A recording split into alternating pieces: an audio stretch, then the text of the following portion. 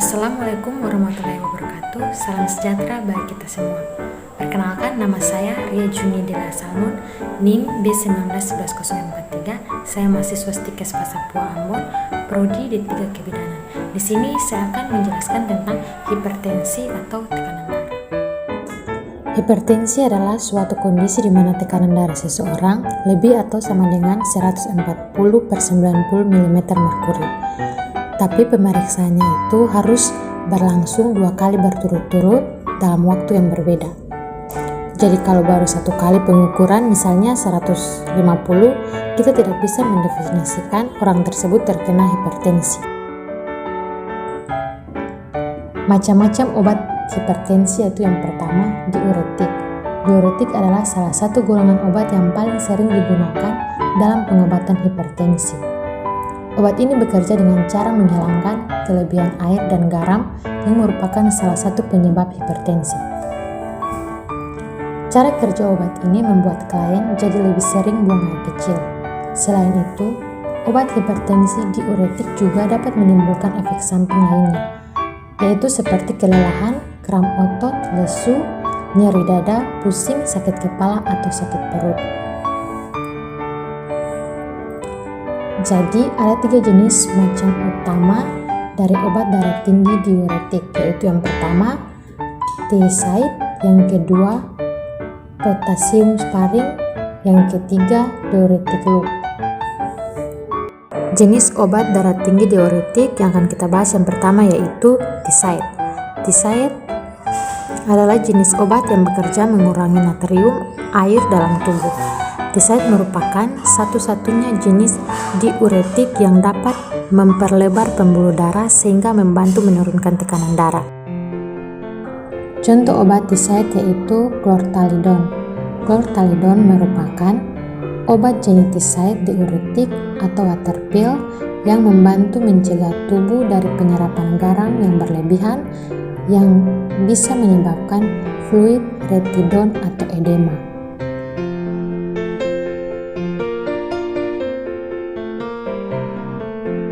Indikasi dari obat tersebut yaitu mengobati hipertensi, diabetes, insipidus, edema yang berkaitan dengan gagal jantung. Kontraindikasi yaitu seperti riwayat penyakit asam urat atau batu ginjal, hipertensi selama kehamilan, gangguan hati atau ginjal berat, dan terapi litium secara bersamaan.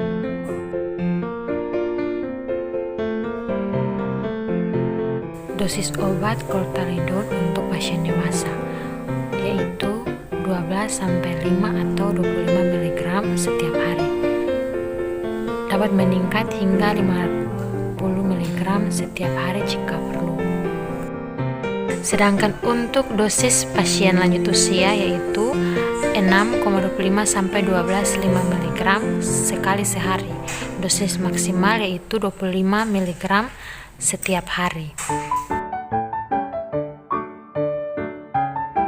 Efek samping dari obat tersebut yaitu rendahnya kandungan potasium dalam darah yang dapat menyebabkan lemahnya otot berkedut atau detak jantung tidak wajar, meningkatnya kandungan asam urat pada darah, yang ketiga yaitu meningkatnya level kolesterol dalam darah.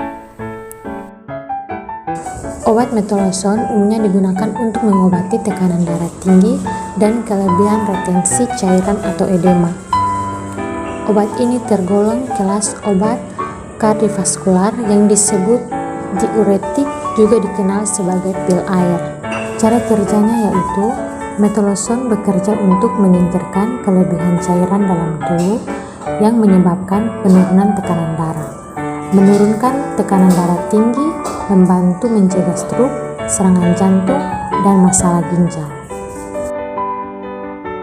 Indikasi dan kontraindikasi obat metolazon yaitu indikasinya untuk mengobati edema pada penderita gagal jantung kongestif atau gangguan ginjal seperti sindrom nefrotik, dan untuk mengobati tekanan darah tinggi atau hipertensi.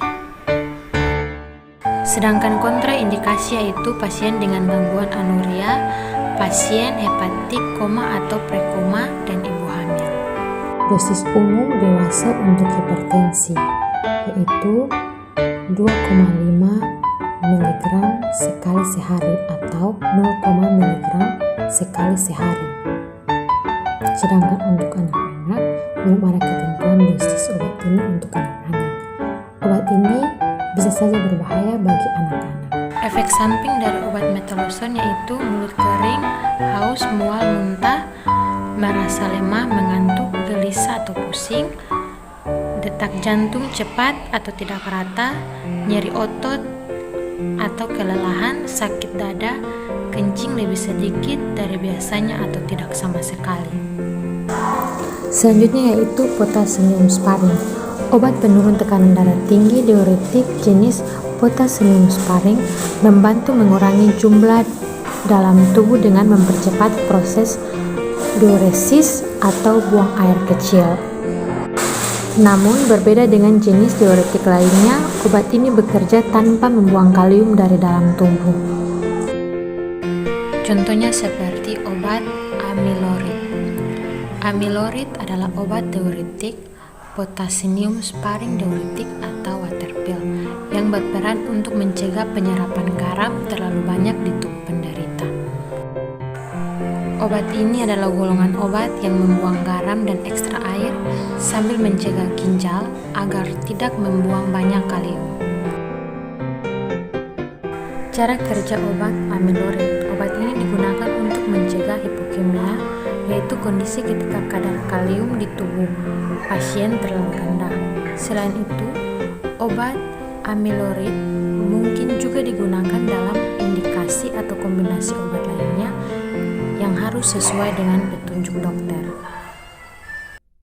Indikasi dari obat tersebut yaitu untuk mengobati atau mencegah hipokemia atau rendahnya kadar potasium dalam darah. Kontraindikasi yaitu yang pertama hiperkemia. Amilorid tidak boleh diberikan jika kadar kalium serum meningkat lebih dari 5,5 mg/L. Terapi antikaliuretik atau tambahan kalium.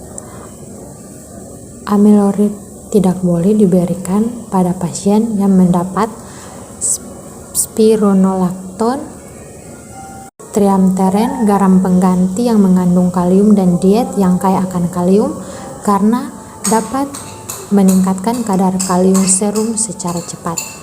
Yang ketiga yaitu gangguan fungsi ginjal dan hipersensitivitas. Efek samping dari obat tersebut yaitu mengantuk, sakit perut, mual dan muntah, sakit punggung, demam, merasa lemah, letih dan lesu, gugup atau bingung, perubahan suasana hati, kesemutan, halusinasi, gangguan pernapasan, dan kejang-kejang atau sesak nafas. Selanjutnya yaitu kalium channel blocker. Obat kalium channel blocker dapat menurunkan tekanan darah dengan mencegah kalium memasuki sel-sel jantung dan arteri. Adapun kalsium dapat menyebabkan jantung dan pembuluh darah berkontraksi lebih kuat. Obat darah tinggi ini mempunyai efek samping seperti mengantuk, sakit kepala, sakit perut, bengkak di tangan atau kaki, sembelit, kesulitan bernapas, pusing, palpitasi atau detak jantung berdetak lebih cepat dari biasanya. Contoh obatnya yaitu nifedipin. Nifedipin adalah obat dengan kegunaan mengatasi tekanan darah tinggi atau hipertensi serta nyeri dada. Cara kerja obat nifedipin yaitu bekerja dengan cara menghambat kalsium untuk masuk ke dalam sel-sel pembuluh darah dan jantung. Dengan dihambatnya kalsium, pembuluh darah akan lebih terrelaksasi dan bisa lebih melebar. Dengan begitu, aliran darah akan lebih lancar dan beban kerja jantung juga pun lebih ringan. Indikasi dari obat tersebut yaitu profilikasis dan pengobatan angina dan hipertensi.